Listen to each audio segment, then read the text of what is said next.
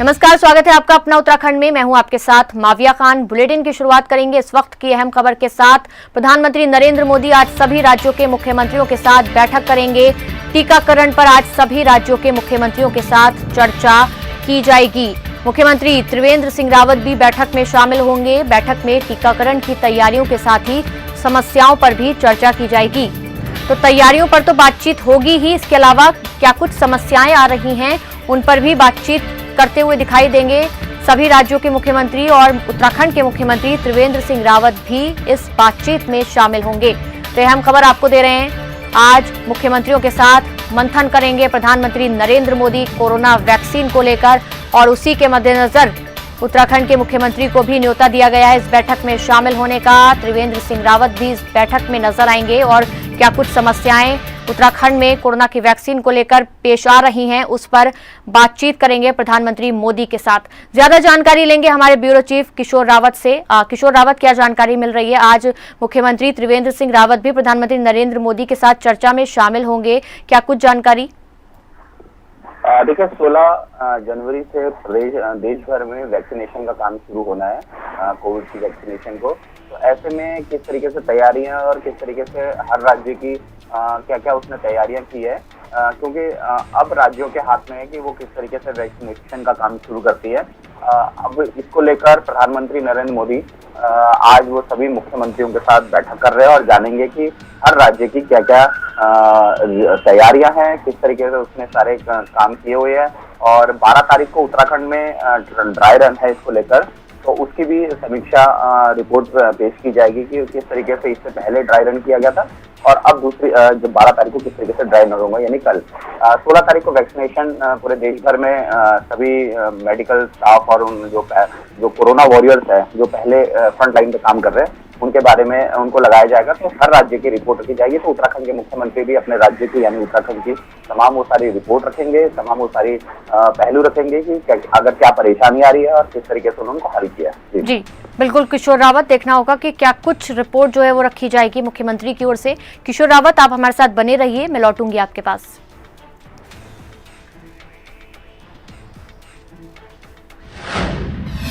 बात करेंगे अगली अहम खबर की। योग नगरी को 4 ट्रेनों का तोहफा मिलने जा रहा है। रेलवे स्टेशन पर होगा ट्रेनों का आवागमन। रेल मंत्री पीयूष गोयल करेंगे उद्घाटन। योग नगरी ऋषिकेश की रेलगाड़ियों की सौगात मिलने जा रही है। तो योग नगरी ऋषिकेश को रेलगाड़ियों की ये बड़ी सौगात मिलने जा रही है। 4 ट्रेनों की शुरुआत होने जा रही है। रेल मंत्री पीयूष गोयल खुद इसका उद्घाटन करते हुए दिखाई देंगे। तो ये बेहद बड़ी खबर ऋषिकेश के लिए, जिसको 4 ट्रेनों का तोहफा मिलने जा रहा है। योग नगरी ऋषिकेश को ये बड़ी सौगात सरकार की ओर से, और इन ट्रेनों का उद्घाटन खुद रेल मंत्री पीयूष गोयल करेंगे। ये हम खबर आपको बता रहे हैं। 4 ट्रेनें अब शुरू हो जाएंगी, 4 ट्रेनों को चलाना शुरू होने जा रहा है, और इसी के मद्देनजर जो यात्री हैं उनको काफी सहूलत मिलेगी। जम्मूतवी सुबह 10:25 पर आएगी, तो शाम को 3:40 पर रवाना हो जाएगी। ट्रेनों का समय हम आपको बता रहे हैं, प्रयागराज से 1:40 पर आएगी, तो 2:25 पर रवाना होगी। हावड़ा सुबह 5:30 बजे आएगी, रात को 8:50 पर रवाना होगी। वहीं उदयपुर सिटी सुबह 10:25 पर आएगी और 5:55 पर रवाना हो जाएगी। जम्मूतवी सुबह 10:25 पर आएगी और शाम को 3:40 पर रवाना होगी। वहीं प्रयागराज 1:40 पर आएगी और 2:25 पर रवाना होगी। ये खास समय हावड़ा सुबह 5:30 बजे आएगी, तो रात को 8:50 पर रवाना हो जाएगी। वहीं उदयपुर सिटी सुबह 10:25 पर आएगी और 5:55 पर शाम में रवाना हो जाएगी।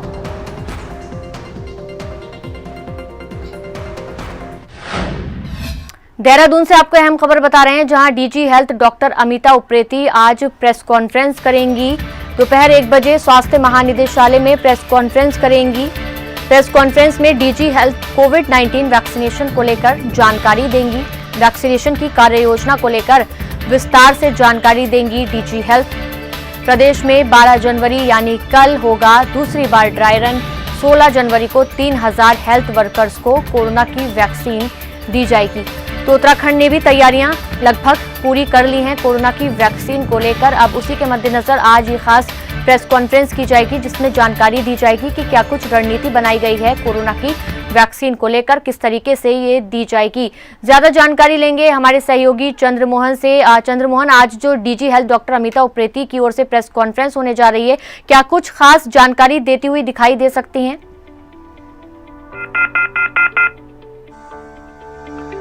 तो चंद्रमोहन से हमारा संपर्क नहीं हो पा रहा है। आज ये अहम प्रेस कॉन्फ्रेंस होने जा रही है डीजी हेल्थ की ओर से, जिसमें वो खास जानकारी कोविड-19 वैक्सीनेशन को लेकर देंगी। आपको बता दें कि दूसरी बार ड्राई रन होगा कल को उत्तराखंड में कोरोना की वैक्सीन का, और 16 जनवरी को 3000 लोगों को कोरोना की वैक्सीन दी जाएगी। 3000 हेल्थ वर्कर्स ऐसे होंगे जिनको कोरोना की वैक्सीन 16 जनवरी को दी जाएगी। तैयारियां जोरों शोरों से जारी हैं। ज्यादा जानकारी लेंगे हमारे सहयोगी चंद्रमोहन से। चंद्रमोहन, क्या जानकारी मिल रही है? आज डीजी हेल्थ जो प्रेस कॉन्फ्रेंस करने जा रही है, उसमें क्या कुछ खास जानकारी वो दे सकती हैं? जी बिल्कुल, देखिए दोपहर 1 बजे DG health doctor Amita Upreti press conference करेंगी। स्वास्थ्य महानिदेशालय में ये प्रेस कॉन्फ्रेंस होगी और इसमें जो वैक्सीनेशन की जो कार्य योजना है जो सरकार संचालित कर रही है, किस तरह से वैक्सीनेशन की तैयारियां हैं, किसको दी जाएगी, क्या क्या और तमाम इंतजाम है, तो उन सब को लेकर विस्तृत जानकारी स्वास्थ्य महानिदेशक अमिता उप्रेती देंगी। दोपहर 1 बजे ये प्रेस कॉन्फ्रेंस स्वास्थ्य महानिदेशालय में होगी और 12 जनवरी को एक बार final mock drill dry run के बाद जो है 16 जनवरी से जो देश भर में राष्ट्रीय व्यापी जो अभियान है टीकाकरण का वो शुरू होगा। और उसी कड़ी में उत्तराखंड में भी पहले दिन करीब 3000 स्वास्थ्य कर्मियों को टीका दिया जाएगा और उसके बाद जो है अन्य जो स्वास्थ्य कर्मी है, कुल 87,000 स्वास्थ्य कर्मी उत्तराखंड में हैं, तो पहला नंबर उन्हीं का है वैक्सीनेशन का। उसके बाद अन्य लोगों का नंबर है। तो आज पूरी जो जानकारी है इसको लेकर किस तरह से दी जाएगी और तमाम जो भी जो कार्य योजना है वैक्सीनेशन को लेकर जो सरकार द्वारा संचालित है, उसकी जानकारी इस प्रेस कॉन्फ्रेंस में दी जाएगी। बिल्कुल चंद्रमोहन, उम्मीद करते हैं कि जो स्वास्थ्य कर्मियों को दी जाएगी उनमें कोई भी दुष्परिणाम ना देखने को मिले। चंद्रमोहन, आप हमारे साथ बने रहिए, मैं लौटूंगी आपके पास।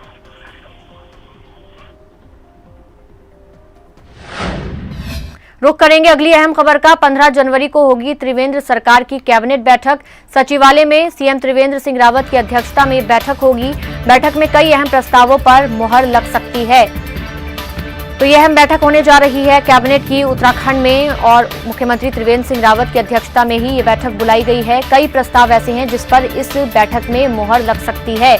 मुख्यमंत्री त्रिवेंद्र सिंह रावत जो कि कोरोना को मात देकर वापस उत्तराखंड लौटे हैं, अपना कामकाज शुरू किया है और उसके बाद अब ये पहली बैठक कैबिनेट की, देखना होगा कौन से वो अहम प्रस्ताव होंगे जिस पर मुहर लगेगी। तो 15 जनवरी को त्रिवेंद्र सरकार की कैबिनेट बैठक होने जा रही है। कई अहम चेहरे इसमें शामिल रहेंगे और कई प्रस्ताव ऐसे होंगे जिस पर मुहर लग सकती है। ज्यादा जानकारी लेंगे हमारे सहयोगी चंद्रमोहन से। चंद्रमोहन, 15 जनवरी को जो त्रिवेंद्र सरकार की कैबिनेट बैठक होने जा रही है, कौन से वो अहम प्रस्ताव हो सकते हैं जिस पर मुहर लग सकती है? चंद्रमोहन जी बिल्कुल, देखिए 15 जनवरी को सीएम त्रिवेंद्र सिंह रावत की अध्यक्षता में कैबिनेट की महत्वपूर्ण बैठक होने जा रही है। इसमें 1 दर्जन से अधिक प्रस्ताव जो है आने की संभावना है और जो नर्सिंग की जो नियमावली है, पिछले दिनों जो प्रस्ताव तैयार करने का निर्देश दिया था मुख्यमंत्री ने, जो नर्सिंग स्टाफ है उसका विरोध प्रदर्शन लगातार हो रहा था, जिसके बाद संशोधन करने का प्रस्ताव जो है तैयार करने का प्रस्ताव अधिकारियों को इस तरह के निर्देश दिए थे मुख्यमंत्री ने कि इसको जो ये नियमावली है इसमें जो बाध्यताएं हैं जो जिसको लेकर विरोध प्रदर्शन हो रहा है उसको दूर किया जाए और एक प्रस्ताव इस तरह से तैयार किया जाए ताकि जो विरोध प्रदर्शन कर रहे जो छात्र छात्राएं हैं उनको भी सहूलियत मिले, वो भी उनकी नाराजगी भी दूर हो और एक जो सूटेबल एक नियमावली बनाई जाए सभी को लेकर। तो ये महत्वपूर्ण इसमें रहेगा। नर्सिंग नियमावली में संशोधन का प्रस्ताव इसमें पेश हो सकता है और कैबिनेट उसमें अपनी मोहर लगा सकती है। इसके अलावा अन्य कई जो महत्वपूर्ण प्रस्ताव हैं वो भी कैबिनेट की बैठक में आ सकते हैं। करीब 1 दर्जन से अधिक प्रस्ताव इस कैबिनेट की बैठक में आएंगे और देखना होगा कि कितनों पर सहमति बनती है। 15 जनवरी को सीएम की अध्यक्षता में कैबिनेट की बैठक सचिवालय के वीर चंद्र सिंह गढ़वाली सभागार में आयोजित की जाएगी। बिल्कुल चंद्रमोहन, आप भी इस बैठक पर नजर बनाकर रखिएगा। मैं लौटूंगी आपके पास, आप हमारे साथ बने रहिए।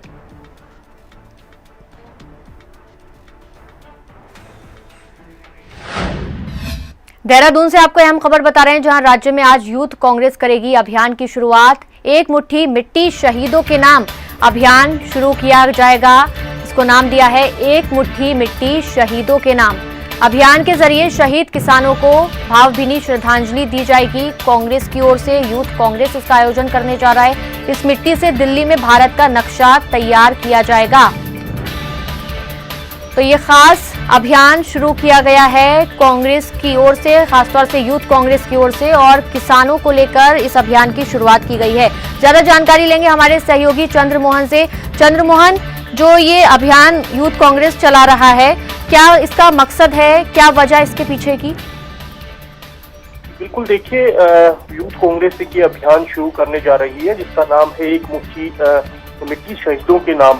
जो शहीद किसान आंदोलन में जो किसानों की डेथ हुई है, उनको शहीद का दर्जा किसानों ने दिया है और यूथ कांग्रेस भी उनको शहीद ही मान रही है। कांग्रेस की जो तमाम विंग्स हैं, चाहे स्टूडेंट एसोसिएशन हो या यूथ कांग्रेस हो या खुद कांग्रेस हो, किसान आंदोलन को लेकर लगातार वो आंदोलनरत है। और ये जो अभियान है वो अभी यूथ कांग्रेस शुरू करने जा रही है। 15 जनवरी को राजभवन का घेराव भी कांग्रेस द्वारा किया जाएगा। तो तमाम तरह की कार्यक्रम, जो तमाम विंग्स हैं कांग्रेस की, वो अपने अपने स्तर से जो है कार्यक्रमों का आयोजन करते हैं। और जो यूथ कांग्रेस का ये जो कार्यक्रम है, इसमें जो मिट्टी इकट्ठी होगी उससे दिल्ली में एक भारत का नक्शा भी बनाया जाएगा, जो शहीद हुए हैं किसान, उनकी याद में। जी बिल्कुल चंद्रमोहन, बहुत बहुत शुक्रिया ये तमाम अहम जानकारी हमारे दर्शकों तक पहुंचाने के लिए।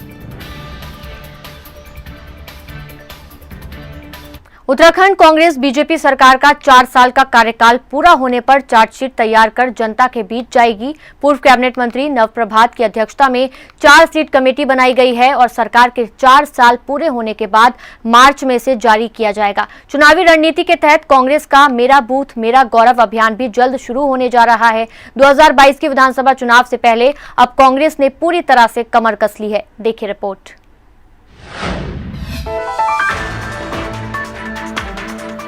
2022 के उत्तराखंड विधानसभा चुनाव को लेकर अब विपक्षी दल कांग्रेस ने तैयारियां शुरू कर दी हैं। कांग्रेस के प्रदेश प्रभारी देवेंद्र यादव पार्टी को मजबूत करने के लिए लगातार उत्तराखंड का दौरा कर रहे हैं। 7 जनवरी को प्रदेश अध्यक्ष देवेंद्र यादव 3 दिन के दौरे पर उत्तराखंड आए और यहां कुमाऊं और गढ़वाल मंडल के पदाधिकारियों के साथ बैठकें की। मौजूदा बीजेपी सरकार का 4 साल का कार्यकाल पूरा होने पर कांग्रेस चार्जशीट तैयार कर जनता के बीच जाएगी।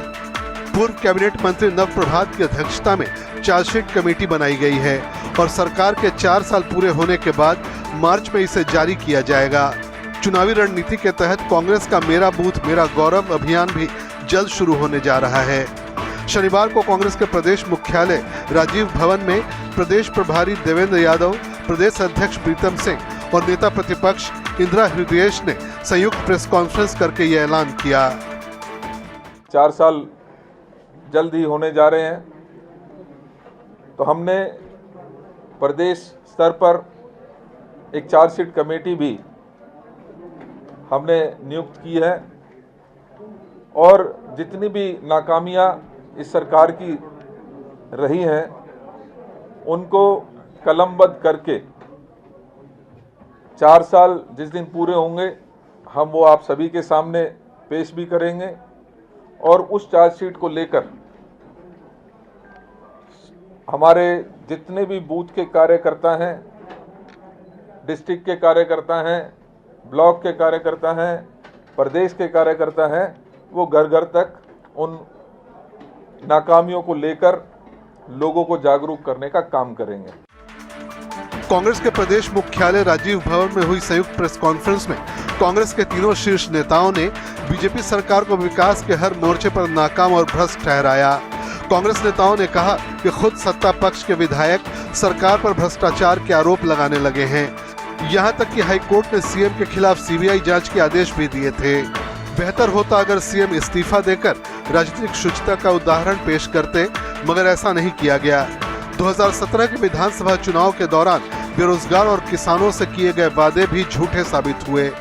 कांग्रेस ने आगे दावा किया कि मौजूदा राज्य सरकार से हर वर्ग परेशान है और जनता ने 2022 के विधानसभा चुनाव में बीजेपी को उखाड़ फेंकने का मन बना लिया है। सरकार हर मोर्चे पर विफल है। अगर मैं उनकी विफलताओं का गिनाने का काम करूँगा तो बहुत लंबा वक्त लगेगा। आज किसान त्रस्त है, नौजवान त्रस्त है, महंगाई अपने चरम पर है, भ्रष्टाचार अपने चरम पर है, अर्थव्यवस्था पूरी तरीके से समाप्त है, विकास अवरुद्ध है। ये एक विषय हो तो मैं कहूँ, या तो बड़ी लंबी चौड़ी फहरिस्त है। उन तमाम विषयों को लेकर के जो है कांग्रेस के कार्यकर्ता जो है आम जन के बीच में जाने का काम करेंगे। पार्टी के लोग चाहे विधायक हो या मंत्री हो, वो सदन के अंदर भी एक सड़क को लेकर एक विधायक लोहाघाट के लगातार ही प्रश्न उठा रहे हैं, करप्शन हुआ इसमें, और मुख्यमंत्री जी ध्यान नहीं कर रहे हैं। वहीं कांग्रेस की चुनावी तैयारियों को सत्ताधारी दल बीजेपी नाकाफी करार दे रही है और 2022 में एक बार फिर कांग्रेस की दुर्दशा होने का दावा भी कर रही है। सत्ताधारी दल बीजेपी अपनी सरकार के परफॉर्मेंस के बल पर 2022 के विधानसभा चुनाव में एक बार फिर 2017 जैसा प्रचंड बहुमत दोहराने का दावा भी कर रही है। बीजेपी का कहना है कि कांग्रेस ने अगर आंख खोलकर ये शीट तैयार की है तो ये चार्जशीट नहीं बल्कि विकास शीट होगी। कांग्रेस ने आंख खोल करके ये शीट बनाई तो ये चार्ज शीट नहीं होगी बल्कि विकास शीट होगी, क्योंकि प्रदेश की भाजपा सरकार ने उत्तराखंड को जो विकास की राह पर आगे बढ़ाया है वो अपने आप में ऐतिहासिक है। और अगर कांग्रेस आंख बंद करके ये काम करेगी तो निश्चित तौर पर वो धोखा होगा। सांच को आंच नहीं और झूठ के पाँव नहीं। सच्चाई ये है कि अगले चुनाव में पुनः भारतीय जनता पार्टी अपने विकास कार्यों के आधार पर प्रदेश में सरकार बनाने जा रही है। सूबे के दोनों प्रमुख राजनीतिक दल एक दूसरे पर हमलावर हैं। एक और कांग्रेस दावा कर रही है कि 2022 के विधानसभा चुनाव में उत्तराखंड की जनता बीजेपी सरकार को उखाड़ फेंकेगी, तो दूसरी ओर सत्ताधारी दल भाजपा 2022 में भी 2017 की तरह प्रचंड बहुमत की सरकार बनाने का दावा कर रही है। ऐसे में अब सवाल यही उठता है कि क्या 2022 के विधानसभा चुनाव में कांग्रेस भाजपा को शिकस्त देकर सत्ता में आ पाएगी या फिर सत्ताधारी दल भाजपा अपने मजबूत संगठन के दम पर 2022 में फिर से कमल खिलाने में कामयाब होगी। 2022 के सियासी दंगल में खुद को 21 साबित कौन कर पाएगा ये तो चुनावी नतीजे ही बताएंगे। बहरहाल चुनाव से लगभग एक साल पहले दोनों दलों ने चुनावी तैयारियां शुरू कर दी हैं। चंद्रमोहन, देहरादून, हिंदी खबर। नए कृषि कानूनों के खिलाफ किसानों का विरोध प्रदर्शन जारी है। इस बीच कांग्रेस ने ऐलान किया है कि 15 जनवरी को देश भर में किसान अधिकार दिवस मनाया जाएगा और इस दिन राजभवन का घेराव किया जाएगा। एआईसीसी के आह्वान पर उत्तराखंड में भी कांग्रेस विरोध प्रदर्शन करेगी।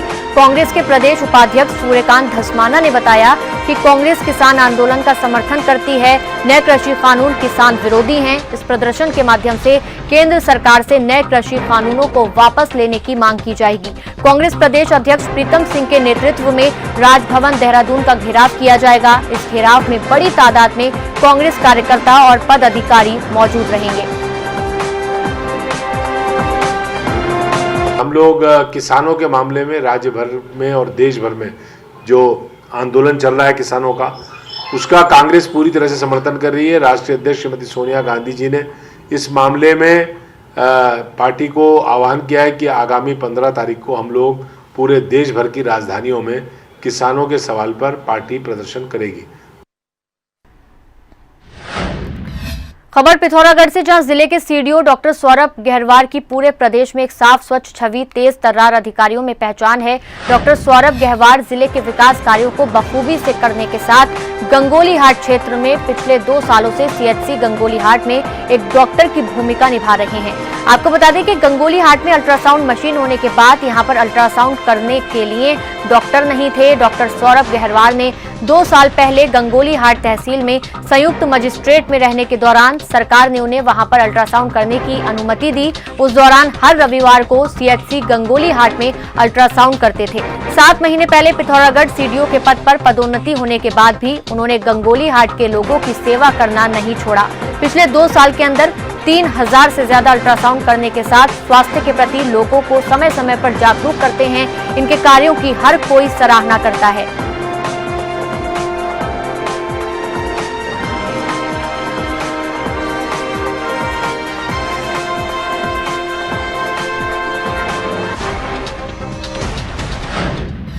मसूरी से आपको एक बड़ी खबर दे दें, जहां मसूरी में महिला के साथ रेप करके उसकी हत्या का मामला सामने आया है।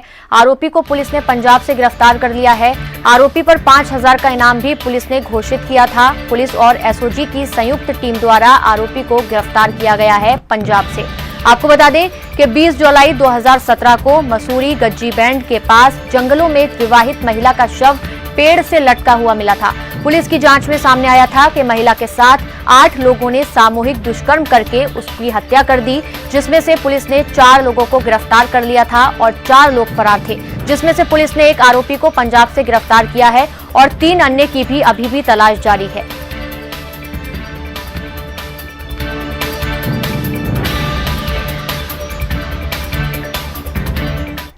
काशीपुर से आपको अहम खबर दे दें, जहां काशीपुर में बदमाशों के हौसले बुलंद नजर आ रहे हैं। बीच बाजार में पान विक्रेता पर किया है जानलेवा हमला। बदमाशों ने अचानक की गई फायरिंग से बाल बाल बचा है पान विक्रेता।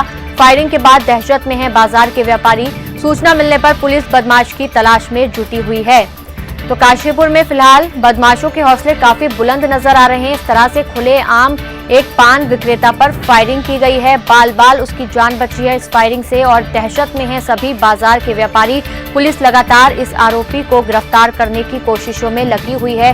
जांच पड़ताल की जा रही है। तो बीच बाजार में पान विक्रेता पर जानलेवा हमला किया है बदमाशों ने। काशीपुर से ये बड़ा मामला सामने आया है। बदमाशों का आतंक लगातार देखने को मिल रहा है। एक के बाद एक कई मामले सामने आते रहते हैं। जब बदमाशों के हौसले कितने बुलंद है इस बात का पता चलता है। और अब एक बार फिर से बदमाशों ने बीच सड़क पर पान विक्रेता पर गोली चलाई है। हालांकि अच्छी बात ये रही कि पान विक्रेता को नुकसान नहीं हुआ, उसकी जान बाल बाल बच गई। और जैसे ही घटना सामने आई है उसके बाद से इलाके में दहशत का माहौल है। बाकी व्यापारी काफी डरे हुए हैं। हालांकि पुलिस लगातार इसकी तलाश कर रही है कि आरोपी कौन था और लगातार इसको पकड़ने की कोशिशें तेज कर दी गई हैं पुलिस की ओर से। ये बड़ा मामला काशीपुर में देखने को मिला है, जहां बदमाशों के हौसले लगातार बुलंद नजर आ रहे हैं और ज्यादा हौसले बुलंद होते हुए दिखाई दे रहे हैं बदमाशों के। जिस तरह से वो अब सरे राह भी लोगों को नुकसान पहुंचाने से नहीं डरते। कुछ ऐसा ही किया है उन्होंने एक पान विक्रेता के साथ, जिस पर खुलेआम उन्होंने गोली चला दी। और अच्छी बात यह है कि पान विक्रेता को कोई भी नुकसान नहीं हुआ है, उसकी जान बच गई है। हालांकि इस बात की शिकायत थाने में की गई है और पुलिस अब इस आरोपी को पकड़ने की कोशिशों में लगी हुई है। तो बहुत बड़ा मामला, जब इस तरह से सरे राह किसी पर भी गोली चला देते हैं बदमाश।